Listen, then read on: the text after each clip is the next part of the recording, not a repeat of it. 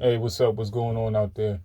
I'm about to check out the Pivot Point podcast, and these ex NFL players are going to be talking about, is it a double standard with Joey Bosa wearing a MAGA hat and the whole Colin Kaepernick situation. So I'm going to give my commentary and see what they're talking about. Well, fellas, I mean, it's that time of year.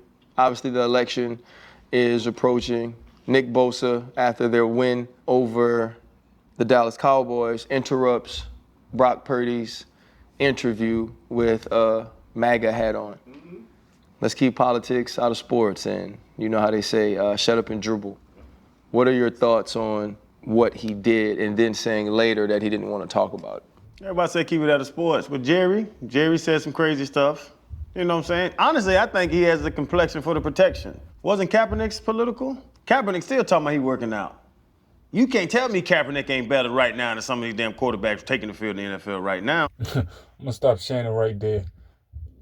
Honestly, like I seen Kaepernick play at that point, and I know he was injured. He was going through a lot of stuff, but he wasn't the same quarterback as before, especially when Jim Harbaugh left. It's like he kind of hit a decline in those injuries.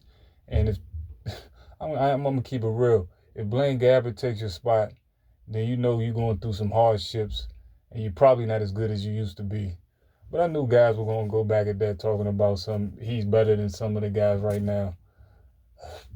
My man, probably almost 40 years old, man. It's time to just get that whole thing up, honestly. Keep the politics out of sports unless you look a certain way. And then you can say whatever you want and it's cute and they laugh it off. But that's what it is. You can't do it now because with the social media and the people retweeting and reposting and texting, you can see what side people are on at all times. You know what side people are on. But I just don't think he'll get criticized because of the fact that he's a clean-cut American white boy and it was just a hat. That's what I say with them. But if he was a big old black dude from the hood, they would make it a bigger deal than it is. I really believe that way. He's a NFL family, his daddy, his brother, and all that stuff. I think Nick has the complexion for the protection. I think a lot of it. Chan, I would say this: Nick Bosa is one of the best players in the league, first and foremost. At that particular junction, when Kaepernick was going through his thing, he was not considered one of the best players at all. And Bosa did it. He wasn't. And another thing, he wasn't like steadily bringing attention to something he was doing. What he did to me, honestly, was kind of like, immature. Like if he was going to say or stand on something, he should have stood on it and say, hey, this is who I'm representing, and yada yada yada. Instead of interjecting in the interview, because he knew what he was doing, and he knew what type of attention that was going to garner. When he went to the press conference, he could have stood there and said, hey, look, I believe in this, this, and this. But I guess he's kind of going off of, hey, you see me with the hat, you know what time it is. Comes back to, you said protection for the complexion, a lot of favoritism. And another thing too, they talking about protection for the complexion thing, or maybe I got it backwards, I don't know. But if you want it your way, and I tell the so-called black people all the time, if you want it your way, start your own thing, so you won't have an excuse for things like this. I guarantee you, if all the so-called black players in the league leave the NFL right now and start their own thing, the NFL would plummet precipitously, in my T.I. voice. It will plummet. But you'll have some Negroes out there that won't leave the NFL. They won't leave that gravy train. But if you want to do your own thing, start your own league. That's what I say. Comes into play. If it had been, someone like one of us, it would have been all over the media. The fact that we were fined for the hat, because this is a finable offense for the people that don't know that. It shouldn't have been anywhere near the field.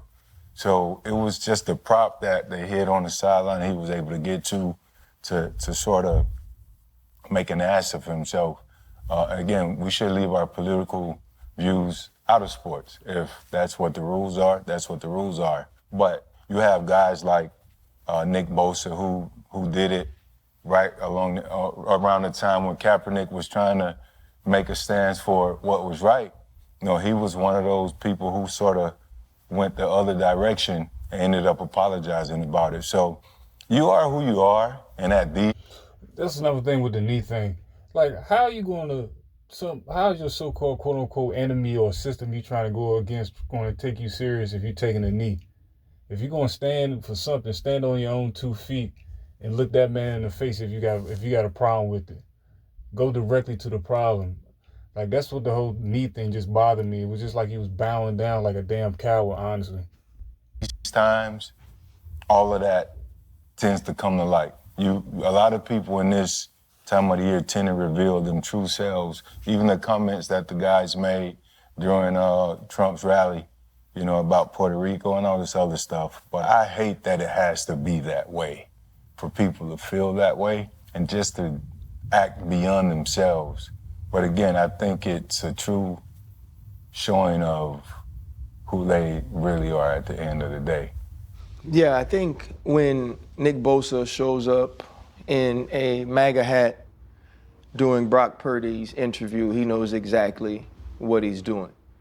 Never before has sort of partisanship had divided the country in the way that it has. Since 2016, that's been what it is. And when you say make America great again, what was so great about it before? What part of America are you trying to get to? Based on what we're hearing coming out of many of these campaign rallies, there's only one side that truly degrades and speaks negatively of the differences in other people, where they're from, the colors of their skin.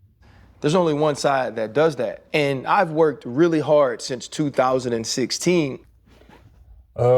My new Ryan Clark was gonna hit all that stuff. He's becoming a Democratic shield, and full disclaimer, I'm not for either party. Both of them could fall off a cliff. I don't care. That's not for so-called black people anyway. But I knew he's in their pocket, or he's leaning towards something to do with them. Because honestly, it's certain segments of the MAGA that, I would say that certain aspects of it, like, people are interested in. Like, it might garner some attention from some racists out there, some people that are for the economy or border strength. MAGA, it has a lot of different aspects and segments of it that people respond to, and it is a segment out there that's racist, honestly, and there's a segment out there that's not. They just want to see certain things with making America quote unquote great, and some people, that slogan means different things to some people depending on what their ideology is. And it just so happens those people come together, under one umbrella, and they get treated as all the same, like all of them are racist or all of them are bigots, etc., etc. But that's not the case. It's just a lot of people just aligning under the same umbrella, even if they have different ideology, because that make America great phrase means different things to a lot of different people. To try to separate the people that support Republicans from the Make America Great Again people, because it was hard for me to believe that you weren't racist, right? And there's a long following of Nick Bosa's tweets where it's a lot of pushback against the culture, which is weird because in the locker room, it's such a melting pot of people where you accept one another's differences. Oh, I'm trying to figure out what culture he's talking about. If he's talking about so-called quote-unquote black culture he's alluding to is fictitious. And the good man and the good woman of the book going to know what I'm talking about, what a true culture is. And what Ryan Clark's talking about ain't no damn real culture.